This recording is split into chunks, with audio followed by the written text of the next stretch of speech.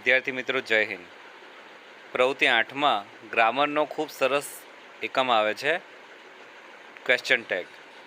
તો વિદ્યાર્થી મિત્રો આપણે ક્વેશ્ચન ટેગની માહિતી મેળવીએ. Question tag. ક્વેશ્ચન ટેગનો ગુજરાતીમાં અર્થ થાય છે ટૂંક જવાબી પ્રશ્ન. જ્યારે બે વ્યક્તિઓ વાત કરતા હોય ત્યારે બોલનાર વ્યક્તિ તેના વાતના સમર્થન માટે અથવા તો સાંભળનારનું ધ્યાન છે કે નહીં તે જાણવા માટે ટૂંક જવાબી પ્રશ્નનો ઉપયોગ કરે છે. ફરીથી મિત્રો જાણી લઈશું કે ક્વેશ્ચન ટેગ એટલે ગુજરાતીમાં એનો અર્થ થાય છે ટૂંક જવાબી પ્રશ્ન. જ્યારે કોઈ બે વ્યક્તિઓ વાત કરતા હોય ત્યારે બોલનાર વ્યક્તિ તેની વાતના સમર્થન માટે અથવા તો સાંભળનારનું ધ્યાન છે કે કેમ તે જાણવા માટે ટૂંક જવાબી પ્રશ્નનો ઉપયોગ કરે છે. ઉદાહરણ દ્વારા સમજીશું. અમદાવાદ મોટું નગર છે. અહીં એક વ્યક્તિ બીજા વ્યક્તિને એક વાત કરે છે કે અમદાવાદ મોટું નગર છે. હવે એના સમર્થનમાં એક ટૂંક જવાબી પ્રશ્ન પાછળ પૂછે છે, ખરું કે નહીં? બરાબર, અમદાવાદ મોટું નગર છે, ખરું કે નથી? અથવા તો આ વાતને બીજી રીતે પણ પૂછી શકાય કે અમદાવાદ મોટું નગર છે, બરોબર ને? અને ત્રીજી રીતે પણ પૂછી શકાય, અમદાવાદ મોટું નગર છે, સાચું કે નહીં? મિત્રો, આ અંડરલાઇનવાળા 3 શબ્દો છે જે પ્રશ્ન રૂપે પૂછાયેલા છે. આને ગુજરાતીમાં ટૂંક જવાબી પ્રશ્ન કહે છે અને આને જ અંગ્રેજીમાં ક્વેશ્ચન ટેગ કહેવામાં આવે છે. આના અન્ય ઉદાહરણ જોઈએ તો અમિતા તોફાની છોકરી છે, સાચું કે નહીં?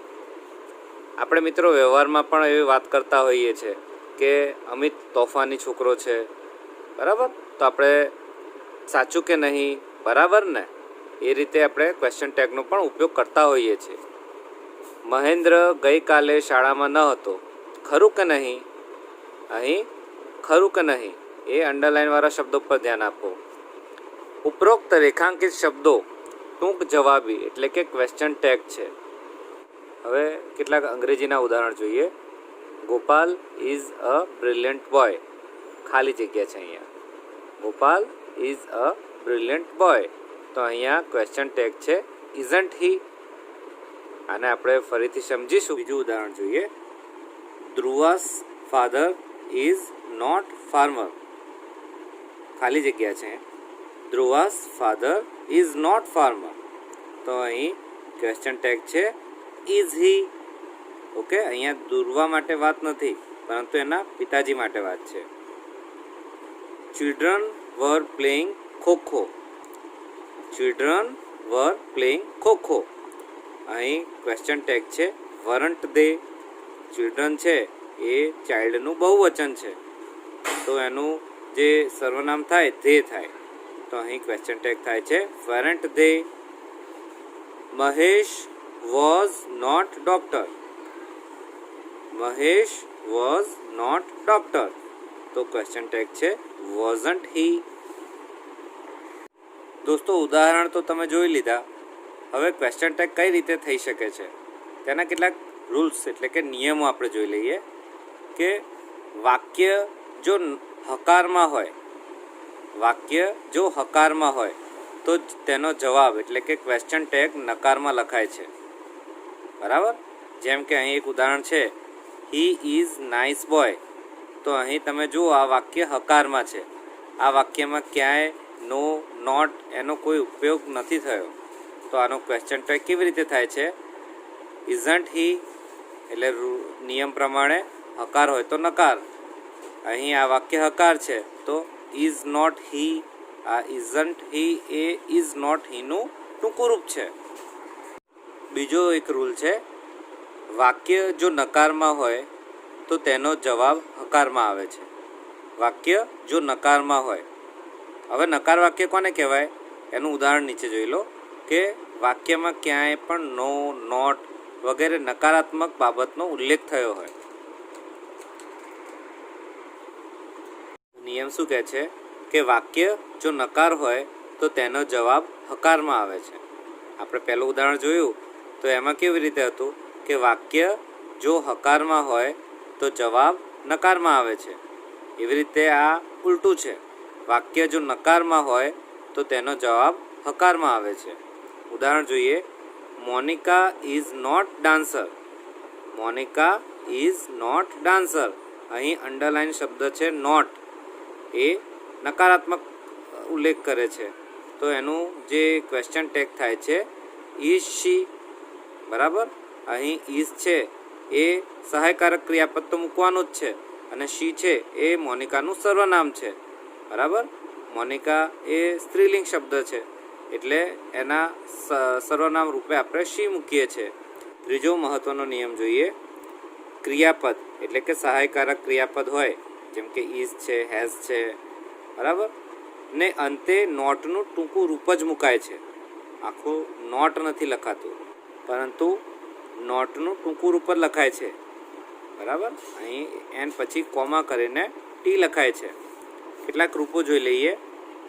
તો ઇઝનું ઇઝન્ટ, હેઝનું હેઝન્ટ, વોઝનું વોઝન્ટ, વેરનું વેરન્ટ, આરનું આરન્ટ, શેલનું શાન્ટ, વિલનું વોન્ટ, એમનું આરન્ટ. મિત્રો, આ છેલ્લા 3 રૂપો તમારે ખાસ જોવાના છે કે આ 3 રૂપોમાં જ બદલાવ વધારે છે કે શેલનું શાન્ટ થાય છે, વિલનું વોન્ટ, એમનું આરન્ટ થાય છે. બાકીના બધા રૂપો સમાન છે, એટલે કે સહાયકારી ક્રિયાપદ તો મૂકીએ જ છે, સાથે સાથે નોટનું ટૂંકું રૂપ જ મૂકીએ છીએ. એટલે ખૂબ સરળ વસ્તુ છે. અહીં કેટલાક ઉદાહરણ છે એને સમજીને આપણે ખાલી જગ્યા પૂરીશું. Manojbhai is not sarpanch. Manojbhai is not sarpanch. તો અહીં જવાબ રૂપે આપણે શું કરવાનું છે? ઇઝ તો લખવાનો જ છે.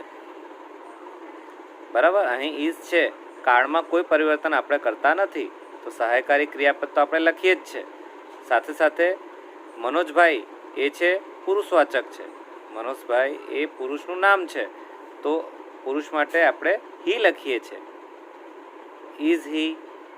ઇઝ હી કેમ? કારણ કે નિયમ છે કે જ્યારે વાક્ય નકારાત્મક હોય તો એનું ક્વેશ્ચન ટેગ હકારાત્મક આવે. બરાબર. તો Manojbhai is not sarpanch. Is he. Is he એ તેનો જવાબ છે. Amitabh is not a teacher. Amitabh is not a teacher. તો આ પણ નકારાત્મક છે. હવે તમે જ કહો કે આમાં શું જવાબ આવશે? Is he. બરાબર. અમિતાભ એ પુરુષવાચક છે. Sushant was a nice actor. Sushant was a nice actor. બરાબર. અહીં વોઝ તો આવવાનું જ છે, અને વાક્ય હકાર છે. બરાબર. વાક્ય હકાર છે તો તમને ખબર છે કે આપણે ક્વેશ્ચન ટેગ નકારાત્મક બનાવવાનો છે. તો વોઝન્ટ પાછળ નોટ મૂકવાનો છે અને question ટેગનો symbol. Students were tired. Students var tired. હવે આ શબ્દને સમજીએ. સ્ટુડન્ટ્સ એટલે કે એક કરતાં વધારે વિદ્યાર્થીઓ છે. વેર ટાયર્ડ, તો સ્ટુડન્ટ્સ વર ટાયર્ડ. તો અહીં સ્ટુડન્ટ્સ છે એ એક કરતાં વધારે છે, તો એનું જે સર્વનામનું રૂપ ધ્યેય આવે. વેર તો લખવાનું જ છે, વાક્ય હકારમાં છે, તો અહીં કેવી રીતે આવશે? Were not, weren't. અને સ્ટુડન્ટ્સ છે એનું સર્વનામ આવે છે ધ્યેય. ઓકે. એક્ટિવિટી 9. ડૉક્ટર સ્મિતા અને મનોજભાઈ સરપંચની એક દિવસની કાર્યોની માહિતી આપી છે, તે વાંચો. તારીખ 26/1/2012 ગુરુવાર. ડૉક્ટર સ્મિતાના કાર્યો જોઈ લઈએ. Hosted flag at the school.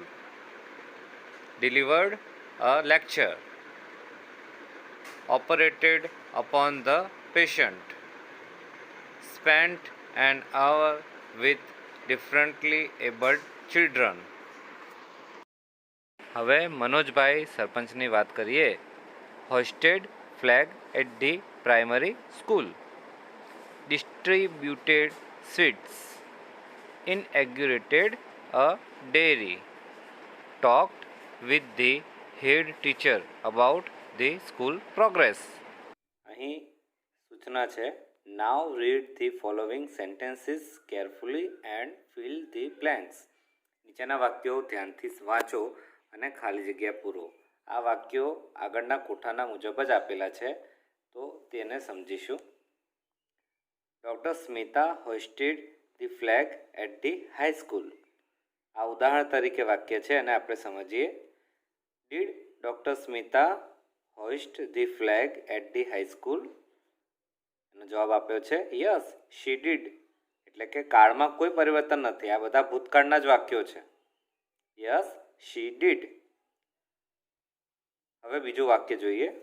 Manojbhai distributed sweets. બીજી લીટીમાં આપ્યું છે ખાલી જગ્યા ડૉક્ટર સ્મિતા ડિસ્ટ્રીબ્યુટ સ્વીટ્સ. શું ડૉક્ટર સ્મિતાએ પણ સ્વીટ વહેંચી હતી? તો અહીં આપણે ઉપરની ખાલી જગ્યાના અનુરૂપ જોઈએ. ખાલી જગ્યાને પહેલાં શું પૂછાય છે? Did. Did doctor Smita distribute sweets?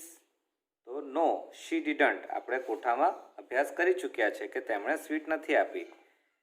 ત્રીજું જોઈએ. ડૉક્ટર સ્મિતા ખાલી જગ્યા upon the patient. Doctor Smita ખાલી જગ્યા અપોન ધી પેશન્ટ. તો કોઠામાં જવાબ છે જ. અહીં જવાબ છે operated.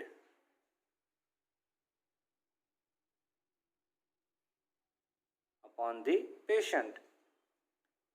Did she operate upon the patient? તો yes she did. Yes she did. પછીની ખાલી જગ્યા જોઈએ. Doctor Smita spent an hour with the differently abled children. તો અહીં કેવી રીતે પૂછાશે? ડીડ. તમે જાણો છો ડીડથી પ્રશ્ન અહીંયા પૂછાયા છે, તો પહેલાં ડીડ આવશે. ડીડ મનોજભાઈ ખાલી જગ્યામાં શું આવશે? Spent. Yes spent an hour with the differently abled children. તો મનોજભાઈએ આ કામ ન હતું કર્યું, તો જવાબ નો હી ડીડન્ટ. પછી જુઓ. મનોજભાઈ ખાલી જગ્યા અ ડેરી ઇન ધ વિલેજ. મનોજભાઈ ખાલી જગ્યા અ ડેરી ઇન ધી વિલેજ. મનોજભાઈએ કોઈ ડેરીનું ઉદ્ઘાટન કર્યું હતું? હા કર્યું હતું. તો અહીંયા આવશે એગ્યુરેટેડ. અહીં લખી દઈએ.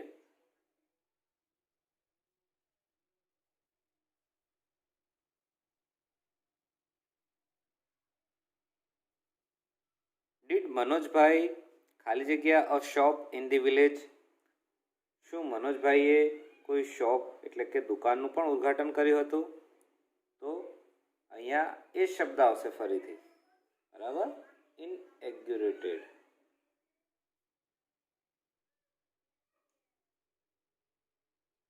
તો નો હી ડીડન્ટ. ના તેમણે નહોતું કર્યું. છઠ્ઠું જુઓ. Manojbhai talked with the head teacher about the school progress. તો આને પણ આપણે પ્રશ્નાર્થ બનાવવાનો છે અહીં. તો did Manojbhai talked with the head teacher about the school progress? તો યસ હી ડીડ. તેમણે આ કામ કર્યું હતું. સાતમું જોઈએ. Doctor Smita delivered a lecture. Doctor સ્મિતાએ એક લેક્ચર આપ્યો હતો, ભાષણ આપ્યું હતું. હવે એમાં પ્રશ્નાર્થ બનાવવાનો હતો. અહીં એક પ્રશ્ન બનાવવાનો છે. કેવી રીતે થશે? Did doctor Smita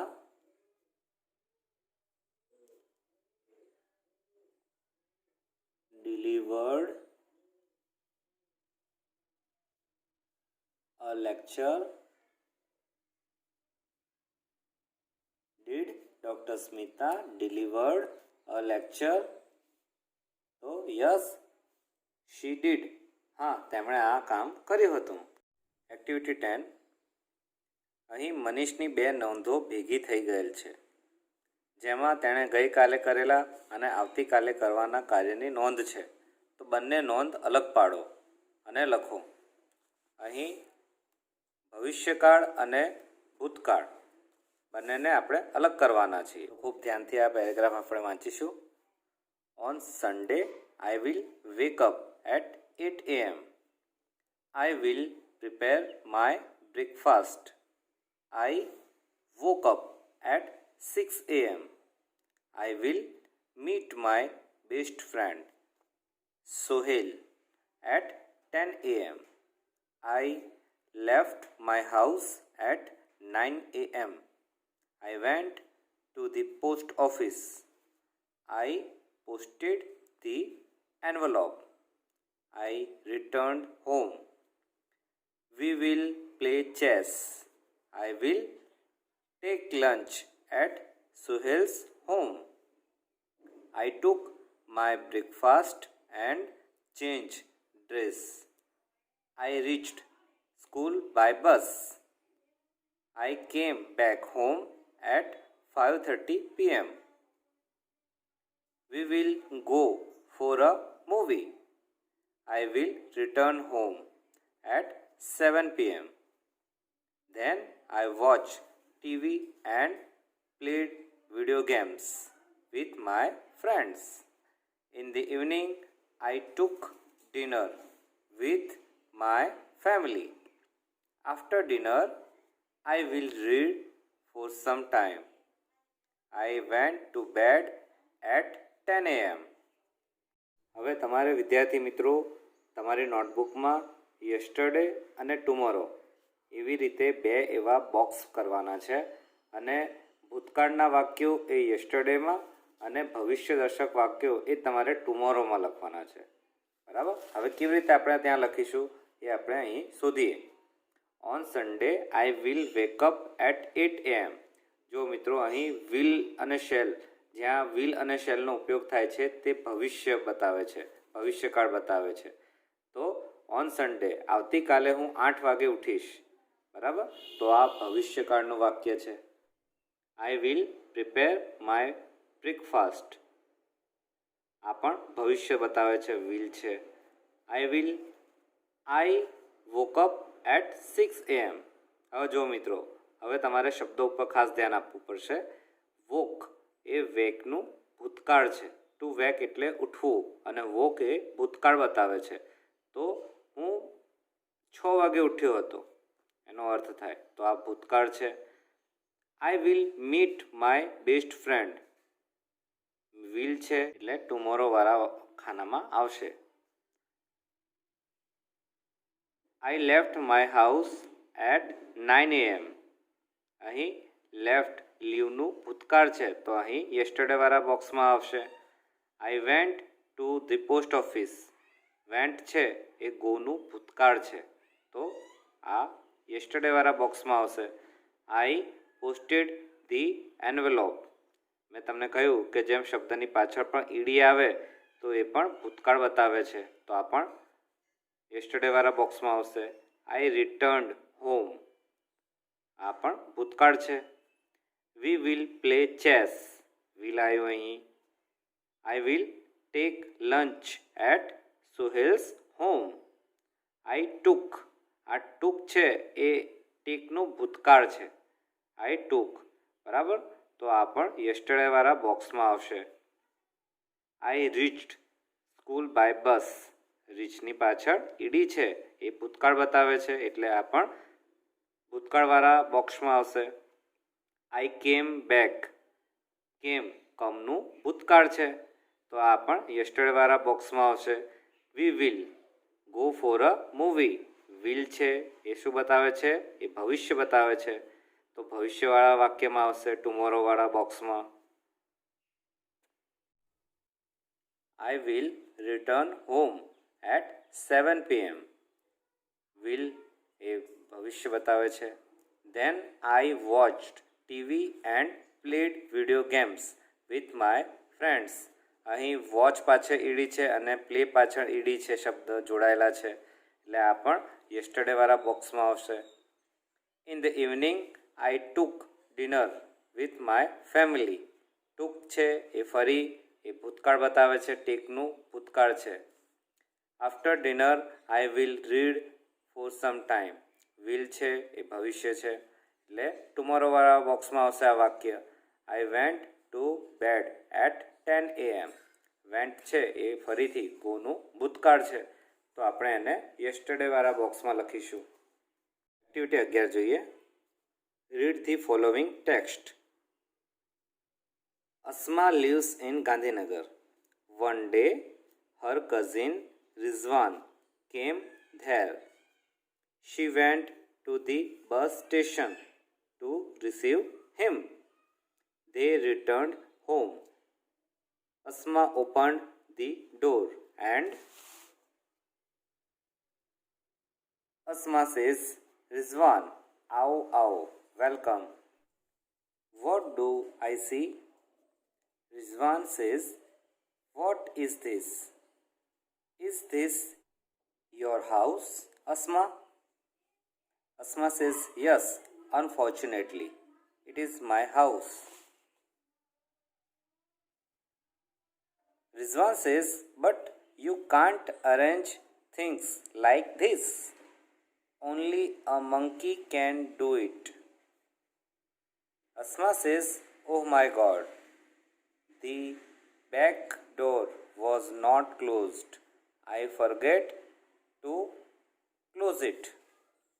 Rizwan says, oh dear. Look there on the tree. The lucky monkey is eating your potato chips. Asma says, those chips were for you. So the monkey is luckier than you. Rizwan says, okay, let's rearrange the room in a civilized way. Asma says, let's do it. Hook, hook. Let's read. What did the monkey do? The monkey entered the room. It scattered all the things. The table fan is on the coat. It was on the table near the coat. The monkey broke the study lamp and tore the book. The monkey took out shoes from the shoe stand and threw them out. The monkey threw the statue on the floor. It was in the corner. The cupboard was closed. Now it is open.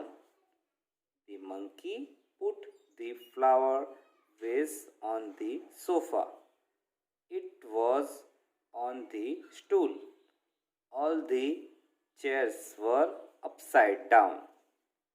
હવે અસ્મા અને રિઝવાનની વાત તો તમે સાંભળી. હવે આના આધારે તમારે શું કરવાનું છે? Now complete the following picture after the monkey's visit. જો એક ચિત્ર પહેલાં છે પેજ નંબર 11 ઉપર. Before the monkey's entry. Before the monkey's entry, બરાબર. વાંદરો ઘરમાં આવ્યો એના પહેલાંનું જે ચિત્ર છે એ તમે જોઈ શકો છો. બધું વ્યવસ્થિત સચવાયેલું છે. અને જે વાંદરો એ ઘરમાં આવી ગયો એના પછી જે વાંદરાએ જે ઘરમાં તોફાન મચાવ્યું, તો એ કેવું હશે તોફાન? તો તમારે એ કલ્પના કરીને તમારે અહીં ચિત્ર દોરવાનું છે. ઓકે.